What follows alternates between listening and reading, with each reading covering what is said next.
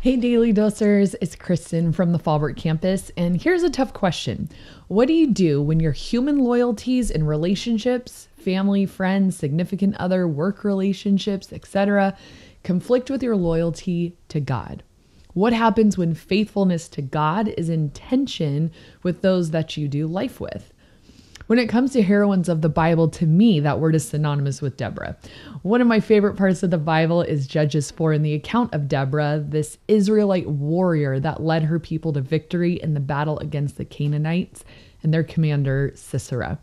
But today, I'm not going to talk about Deborah, even though she's my favorite, only because, as you may or may not remember, I've already done a daily dose on her. But as if the account of Deborah couldn't get any better, embedded in her story is another heroine that is just as incredible and jaw-dropping, making this part of history even better. So Deborah, she prophesied that the victory in the battle against the Canaanites would be a woman, and that woman was Jael.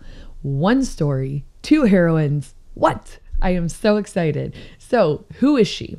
To understand the weight of her story, we have to understand a little bit of her family dynamic because it's important to understanding what happened, and it's easy to read right past it.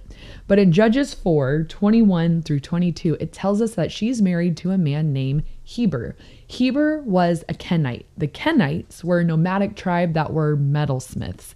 They were related to the Israelites. If you remember Jethro, Moses' father-in-law, he was a Kenite and Heber was related to him. And this matters because it gives us some context to the possible inner conflict that Jael was dealing with and why she did what she did. So Israel is at war with the Canaanites because they've been oppressing the nation of Israel for 20 years. And finally, God is going to deliver them.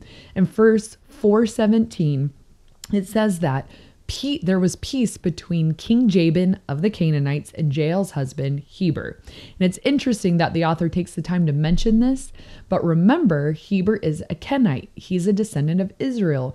Yet many scholars believe not only was he at peace with this enemy of Israel, but was actually supplying weapons to the Canaanite army because he was a metal worker, and his tent was set up for close access to the Canaanites.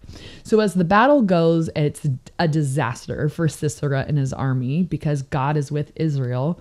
And rather than die with his men on the battlefield, the commander of the Canaanite army runs and goes to Jael's tent. And it's obvious that he knows her because her husband is very likely the one supplying the weapons to him and his army.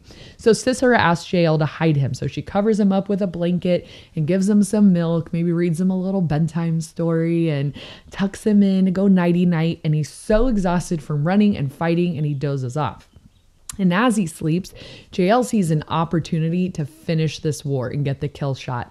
And as he sleeps on his side, she takes a tent peg and a mallet and drives a tent peg through his temple into the ground. And the Bible says, so he died. Beast. I am like getting Louisa from Encanto vibes right now. And I've always loved this story because, like I said, it's one story, two heroines, gets me all fired up. But even though this makes for an incredible story, I found myself asking why. Was Jael just a cruel woman who seized a random opportunity? Some do think so, but I don't. I think that the answer is a little more complex than that. Why do Jael and her husband live close to the Canaanites? Why are they at peace with the Canaanites and supplying weapons to them as Israel's oppressor? It's definitely odd that Heber has such close ties and such a trusted relationship with Sisera, given that he's a Kenite. It seems that he was sympathizing with the wrong team. And as his wife, Jael has no choice but to go where Heber goes. But we see that in her heart, she was never loyal to the enemies of God and the enemies of Israel, even if her husband was. Like, what a position to be in, that you have to stand by and watch your husband supply the enemy for years. But God knew that Jael didn't align herself with the enemy the way her husband did. And some of you find yourself in a family or social circle or a relationship where your loyalty to people and your loyalty to God are at odds. Maybe you're the only Christian in your home, your office, your family, your circle of friends, and your obedience to God and your walk of faith are not supported or celebrated.